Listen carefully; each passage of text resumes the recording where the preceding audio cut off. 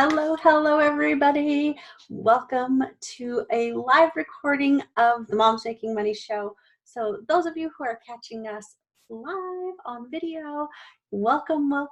And to all the listeners catching us over on iTunes, please feel free to leave any comments in your show note area and ask any questions. I will be coming back through and answering those as we start to put out these episodes and go through a lot of this stuff, because I know a lot of people have already had questions about it. So this is the second episode where I am talking about some of the things that I've been doing with my health stuff. So those of you catching this on the video, it is Santa's workshop in here. So we've got all kinds of stuff all over the place. So don't mind that.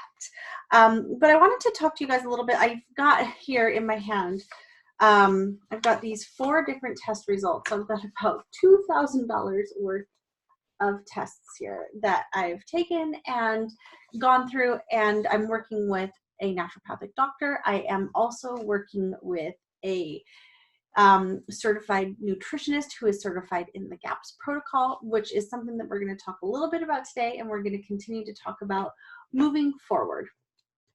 So the tests that I had done, which I told you guys I would come back and talk to you guys a little bit about once I had those done, I did a heavy metals testing. And luckily, because I do take pretty good care of a lot of different things that I do, like on a preventative level, I don't use aluminum foil when I'm cooking. I don't, use a lot of toxic stuff when I'm cleaning, things like that.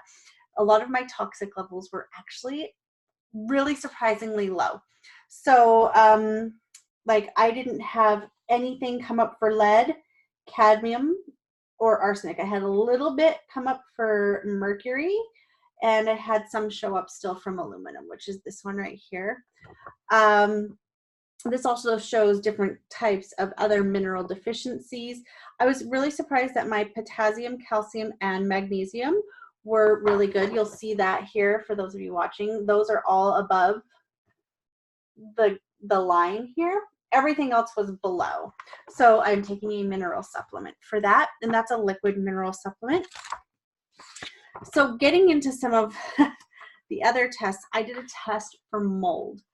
And the reason that we did this test is when I went and sat with the nutritionist, she asked me all the things, basically from the day I was born, how I was born, the health of my mother, the health of my grandmother, all of that leading up until now. And one of the things that we discovered was, well, it wasn't a discovery, I knew it, but is when I first moved back to California, I was living in a home where there was some mold exposure, and I'd lived there for quite a long time.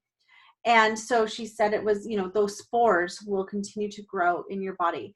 And I never did anything about it. I mean, I eventually moved out after cleaning the mold and all that stuff. And I was younger. I think I was like 19 or something like that, 18 something. And so since I was younger, I didn't really do anything. I just moved out. I didn't think about remediating it. The landlord wasn't willing to do anything about it. So I just moved, not thinking anything about it for my health or anything like that. So those spores continue to stay in my body. So this, I don't really know how to say it. It's like an okra toxin. The normal level is under 4, and mine came back over 20. So you'll see that here if you're seeing it on the video. And for those of you who are catching the podcast, you can hop over to YouTube and find this video. The other one that came back was the mycophenolic acid. And that one, it says it's produced by penicillin fungus. And it's also an immunosuppressant, which inhibits the proliferation of B and T lymphocytes, which are your white blood cells. And this can also cause you to be more prone to getting different types of infections, including candida, which I did test positive for. Let's see. This is another kind of toxic metals thing. There's something like 12 or 13 pages of information here. So we talked about that. And then I did what's called an organic acids test, where I did find that candida. So the normal range is, what is the normal range? Should be anywhere under 29, and my value was at 29. That was, I think, one of the only ones that really caused her big concern. Some of the other things that we kind of found too were things like my vitamin C was like dead. I was getting like 0 vitamin C. I was getting 0 vitamin D, 0 vitamin B. My B6 was really low. My B5 was really low. My vitamin C should be at 10 or between 10 and 200. I was at 1.7. My CoQ10 was low. My biotin is low. So I have all these things that are low. Amino acids. So one of the things that came up around this, so you guys, this test was done by Great Plains. The toxic metal was done by Great Plains. The myotoxin was done by Great Plains. And then I also did a hair analysis that was done by Analytical Research Labs. The reason that it is apparent that I am deficient in a lot of these vitamins, which basically means that I'm malnourished, isn't because I necessarily eat poorly. You know, I eat high quality foods a lot of the time. Yes, I could have been doing a lot better in the last couple of years. No question about that. But even when I am eating high quality foods, I'm taking high quality supplements. Part of the problem is that these vitamins are not being absorbed into my body because, in addition to the candida, I've recently recovered and started to heal my adrenal fatigue. So I'm really happy about that. That's taken the last year. And that's a huge accomplishment. But I have leaky gut. And you guys, this is so, so common. They say that probably 8 out of 10 people, that's 80% of the population, likely has some form of leaky gut. And I have probably what they would consider a moderate to a moderate severe case of it because I do have allergies. I have seasonal allergies. I have skin allergies. I have major sensitivities to things like perfumes and like just all kinds of environmental type of things. And I have a severe sensitivity, like through the roof, like off the chart sensitivity to casein, gluten, and whatever. It's part of gluten. So gluten, something like whatever. I know I'm saying that wrong, so you guys don't have to correct me. But a lot of those things are because of the leaky gut. So if you think about leaky gut like a pair of pantyhose, right? So your gut lining is, say, like that pantyhose, right? And you fill it up with water. The water's going to seep out as it should. It's supposed to do that. And some of the stuff will get through. But now think about that same pair of pantyhose, and all of you women who've ever had to wear pantyhose before, think that you used to have to wear them to work when you were like in the 90s and early 2000s. Remember that being part of a dress code. Inevitably, you would get a run. So you think about that run is essentially a hole in those pantyhose. That's where things like casein and different proteins like gluten and other things seep out, including your vitamins, right? Including the things that you really, really need to be sitting in that intestinal tract and being properly absorbed into your body. Well, they seep out and your body starts to attack it. Your body's like, oh, holy crap, this is not supposed to be here, because it's not, right? And your body doesn't then metabolize these nutrients as nutrients themselves. They start to attack it as a foreign invader. Then there's all sorts of other levels of things that come along with leaky gut, including, the good bacteria not being able to fight off the bad stuff. So one of the ways that I heard about your gut being kind of set up is think about having a castle. So any of my Game of Thrones people, you guys probably already have a visual of what a castle looks like. On the top perimeter, you have your soldiers. Then on the inside, you have like your townspeople. These are your cooks, your cleaners, your clothing makers, your shoe makers, even the sword makers, right? They are in there and they are equipped to do their job. The soldiers around the top of the castle, they are trained to fight, right? They're up there, they're ready to fight off all the foreign invaders, and that's what they know how to do. Well, once you start getting little gaps and holes, that's when these foreign invaders are able to kind of sneak in. They're able to get in. Well, these townspeople aren't able, they're not trained, they're not equipped, right? They don't have the tools or the weapons to fight off these foreign invaders. So these foreign invaders are coming in and they're taking over and they're wreaking havoc. So then some of the guys that come down from the wall have to fill the place of these shoemakers and these cooks and whatever, which they're not trained to do. And everything just gets out of balance.